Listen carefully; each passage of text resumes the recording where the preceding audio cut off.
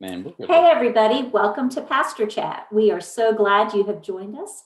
I am Denise Robinson. I'm the Director of Adult Discipleship and Connections here at Trietsch. We have all of our pastors with us except Pastor Bill Malden. He is actually doing his job right now, working with you. So we're going to start by having everybody just introduce themselves and tell us a little bit about what they do at Trietsch. So Daniel, let's start with you. Hey, my name's Daniel. I'm one of the pastors, and I'm kind of the general flunky, and I hang out as much as I can. So thanks for joining us, everybody. Good to have you. Hey guys, I'm Doug, associate pastor, generally kind of corralling caring ministries, pastoral care, congregational care, whatever you want to call it. And yeah, it's good to see you. Try to formulate a really tricky question today. I dare you for Karen. Thanks. I'm Karen Kraska, and I am associate pastor of music and worship and oversee those areas and the fine arts program at Trietsch, which is a blessing. And that leaves me. I'm Nick McRae, associate pastor of Serving Ministries, and so I'm the one that tries to help y'all find ways to serve your neighbors and to serve Christ and to grow in your faith in that way.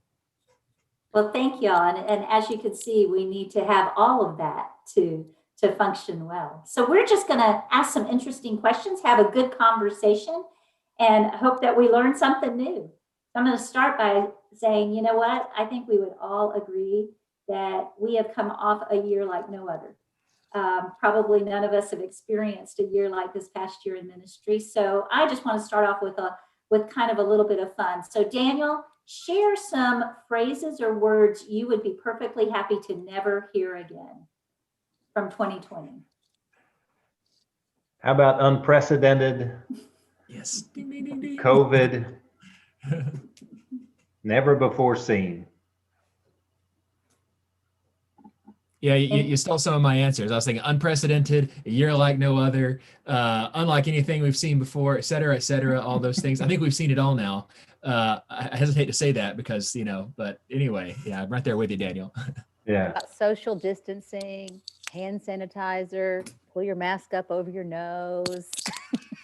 How about this? You're muted. Yes. Yes. You're muted. You're muted. That's right. That's not gonna go away, unfortunately. No. Dogs barking in the background. Anybody tired of pivoting? Pivot. Yeah, a little bit. Pivot's kind of a word we've heard too. So yeah, it's crazy. So because of that, if you could go back in time to 2019 before all this happened, what would you tell yourself to prepare for in 2020? Doug, let's start with you on this one. Okay. I think I would say stretch more. I think one of the other words we heard besides pivot was nimble.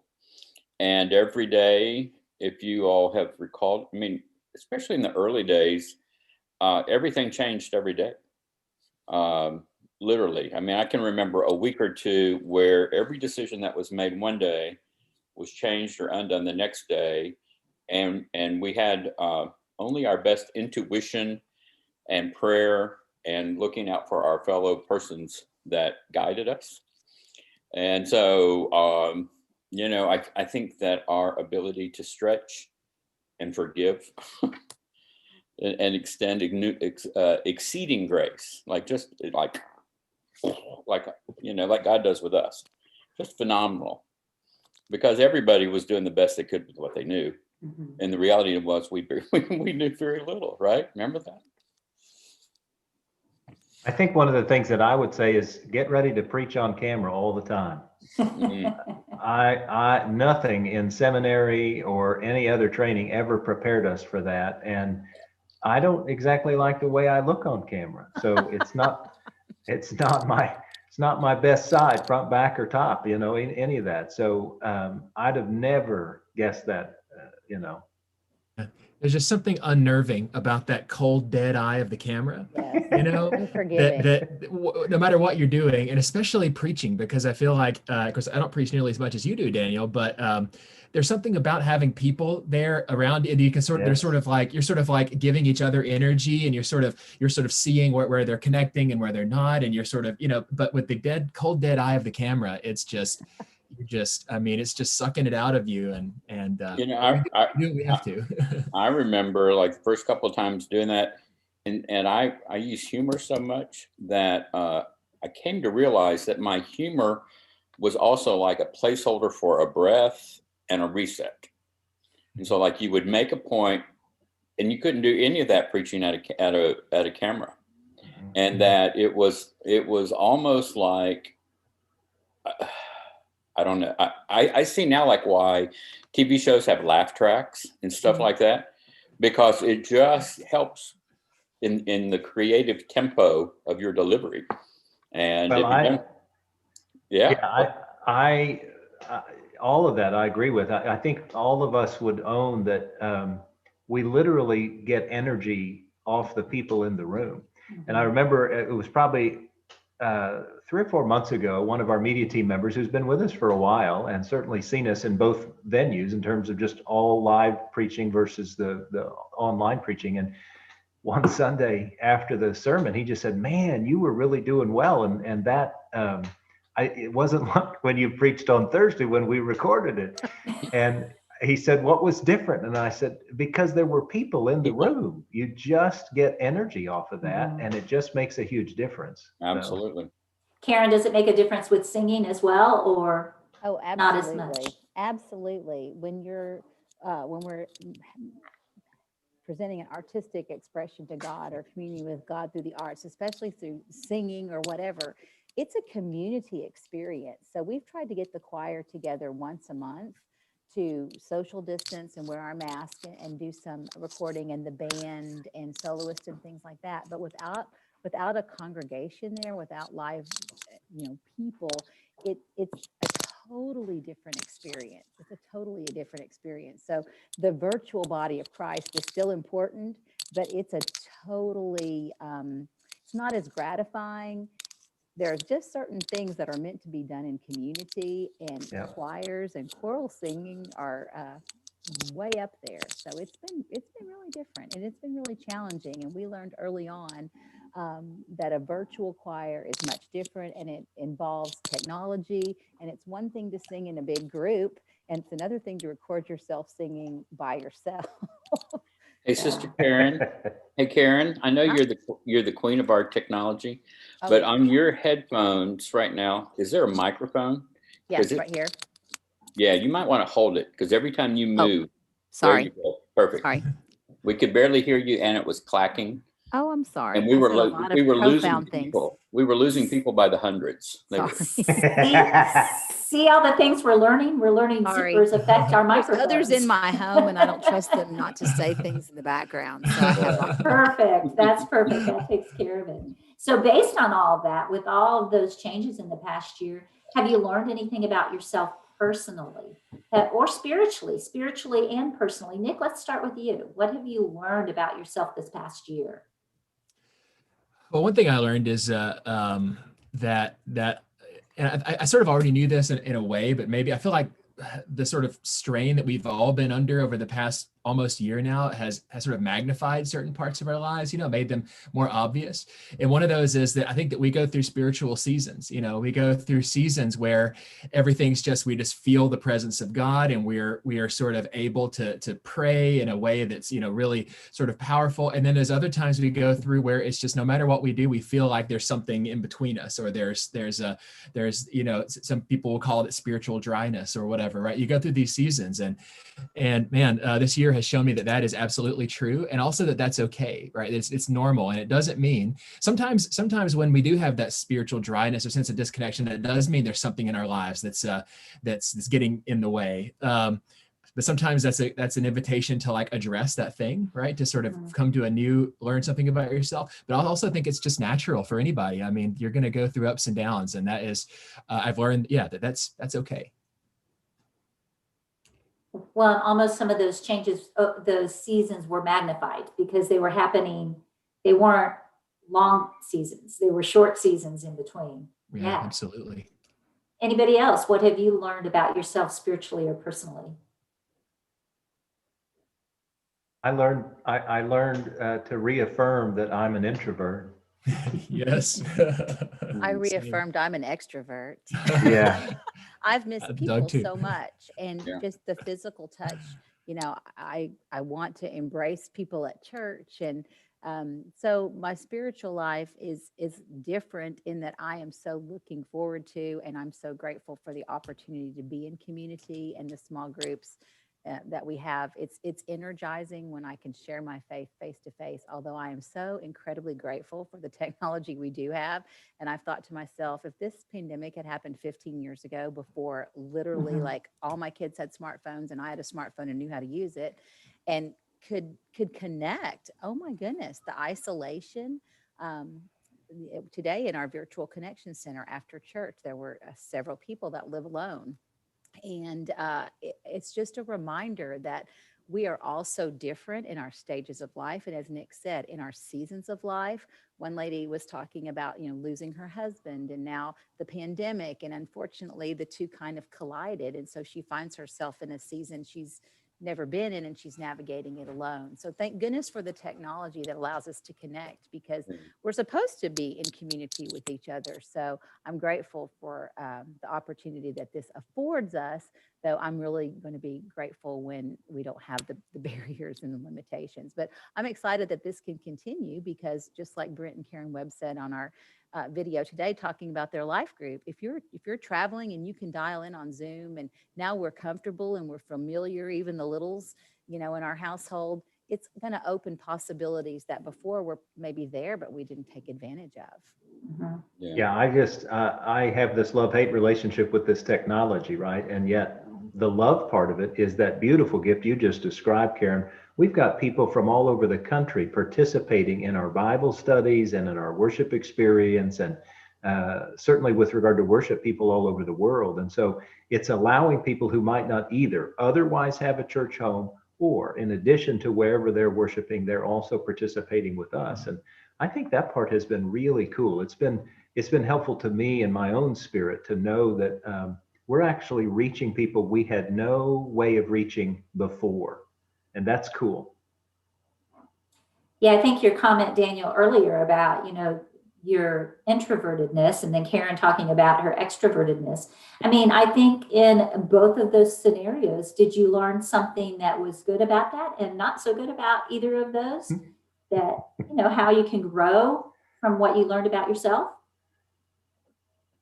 I would say yes. I mean, I do my own personal kind of devotional, but I much prefer talking about my faith in group and community. But I've learned that, I don't always have that opportunity and benefit.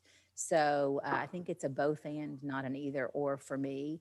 And at first I was really blue. And I'm not just talking about the people being ill. I'm just talking about personally. I was just in such a funk, and I had to just name it, that so many things that I look forward to in the church year couldn't happen the way that I thought they should, and tradition and all those things. And so new things to look forward to, I've had to just kind of readjust. Well, I would say that I am more grateful than ever to be an introvert. There are a lot of things about extroverts that I really wish that I could borrow some of their energy. I could borrow some of that that sort of sense of being comfortable, more comfortable, or maybe even gaining energy in positions where you're sort of in the center of attention, or you're with a lot of people. But I'm grateful to be an introvert, because I think this would have been a much more honestly difficult year. The first several months of the pandemic, I mean, although I knew there was still a lot of suffering going on, and there would be things coming down the road for me as well. But I was kind of like, I felt kind of okay, like I got to spend time with just me and my wife at home. We couldn't really do much else. Go take nice walks around the neighborhood and look at just kind of be with nature and stuff. And it was kind of a blessing at first, but of course, realizing at the same time that it means a lot of pain for a lot of other people. So that's one of those strange, but there was a blessing in it. So I have felt fortunate to be an introvert, but it has been a struggle. Well, and I think you said, all of you said it well when you were talking about the church coming together and in different ways. And I think there's some powerful lessons the church has learned this past year. Can you think of some that you think will make a difference going forward? Some things the church has learned? Well, I think that in a way this covers both introvert, extrovert, but that connection requires intentionality. That, we've learned that, like, I think I used to take that for granted. Like, I would incidentally connect with people in the connection, just in the flow of the life of the church, right? And when you take the flow out, there was really a desert there for a while, and then it's begun to come back. But when that's not there, it took some work to go, okay, well, what does this mean? And, I know we as a staff tried different kind of things, cards and phone calls and stuff. But I think it requires a high level of choice making. Yes. And probably the thing that I still struggle with is there are easy people with whom to connect, and there are less easy people with whom to connect. And I lean towards the easy people. And that's both emotionally and physically and in all sorts of other ways, right? And so how do I connect with the hard to connect people, both physically and emotionally? And at times I am one of those as well. So. And haven't you discovered sometimes that when you take the time to connect with what you're calling hard to connect people, that there's a richness there? Yeah, I mean, I've made assumptions. I filled in the story about why they were hard to connect with, and I'm sure they did with me as well. Although I can't even imagine that, really. Who would not want to be my buddy? Right? So, yeah. And then sometimes there's people waiting to be connected with. And that's the struggle, right? Sweet folks just sitting there waiting by the phone or the whatever. And man, how can we know that? Where's the crystal ball? So. Well, and I think that's oh, I'm sorry, Nick, go ahead. I think it was Daniel. All right. I was just going to say, I think along those same lines, part of what we've discovered, at least I know I discovered, with regard to digital connection is, we've been told for a number of years now that particularly younger folk, connect digitally, and we all kind of went, how does that work? I don't, I'm not, I believe, but I don't believe, I don't really recognize. I think we could all acknowledge that we actually can create and form community digitally. We've become believers. And I think that's a good thing. I hope it's a good thing. I think time will tell with regard to that, but certainly in the short term, it is a very good thing, because as Karen pointed out, man, I just can't even imagine if this thing had hit 15 years ago when we did not have the same understanding of digital technology, and how lonely people would have been. So I've become a believer that community can be formed digitally.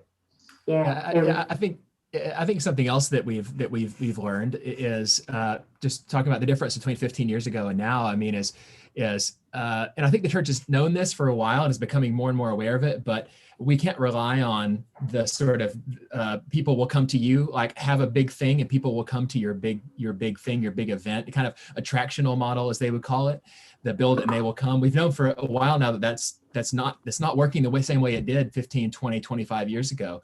But I think we've been forced to confront it in a more sort of like you have to confront it now. If there's anybody who didn't want to confront that before, the time is now. You have to, and say that we have to find different ways to connect with people and to share the gospel with people. And the thing is, there are ways to do that, and they work. We are connecting with people, and we are sharing the gospel with people. So I think it's been a really good thing for the church in that respect.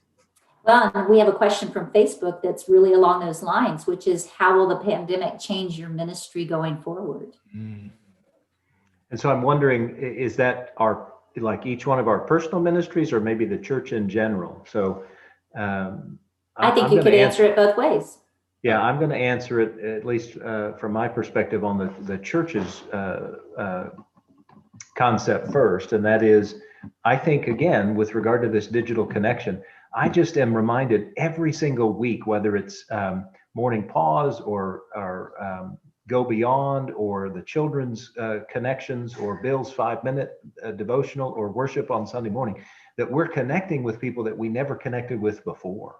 And that's a very cool thing. And so I think ministry going forward will only continue to reach new and different people that we couldn't reach before, or I don't know about couldn't, but we weren't. And this is a gift. And I have to remind myself of that because it's not person to person, right? And so we have to remind ourselves that it actually is a gift. I agree. And I think it's going to demand higher levels of innovation. I think that we can't even imagine yet what we're not imagining as far as connecting with people. Like when I first saw that question, I thought, okay, so imagine one morning we wake up and somebody says the pandemic's over. I think there's going to be, and I'm going to use this phrase, but I'm not very well versed in it, a lot of PTSD, a lot of folks who are very traumatized and are going to be very scared for a long time about coming out. When is it safe, and will it be safe, and are you just all? And I think we're going to hear a lot of really strong stories about people who were desperate for connection and got lost. And how do you minister to them in that coming outness? And then they're going to be, somebody sneezes around them, and all of a sudden the grocery store is going to clear, right? I mean, I don't know. I don't know really how PTSD works, but I think that there are things that trigger it. And so how do we remain sensitive to that? Because sometimes I know I have the, hey, I'm on board. You need to be on board. Let's all be on board. Ready, set, go. And there's an impatience with that. So. Well, and I think that's one thing that I know I have learned through all this is there's a story behind every person. Yeah. And I would hope that our ministries going forward remember that too, that there's a story behind every person. Yeah. And we don't always know it. So to wrap up, we don't want to take too much of your time, but to wrap up, I'm just going to tell you, I have loved this series on new. And so I would love to hear something new that you have tried recently. Karen, what's the last thing that you did that was new? Wow, the last thing that I did that was new. I saw. Hold your microphone up again. Okay, I'm sorry. That's a really good question. I think the last thing that I did that was really new, we're getting ready for our Lenten series that's going to talk about fasting. And I've really, normally when we pick as a worship team, worship series and topics and things like that, I'm all on board immediately and excited. And I just have to own that for a long time, I've been really not excited about the idea of fasting. And I'm like, what is that about? Is that I'm not so shallow? Am I not spiritually deep enough? I know about fasting. I've read about fasting. I know, but I don't know. So I've really tried to take time to think and pray, and in small group and in with my life group, and today in confirmation with the kids, I just kind of brought it up and, asking, what's your idea? What is your thought about this? So I'm just trying to gain perspective.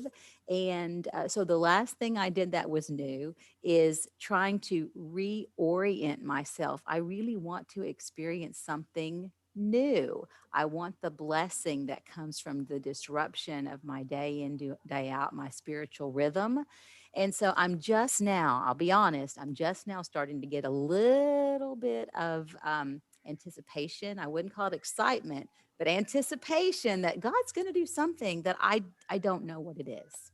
Amen. Way to go, sister. Taking a long time.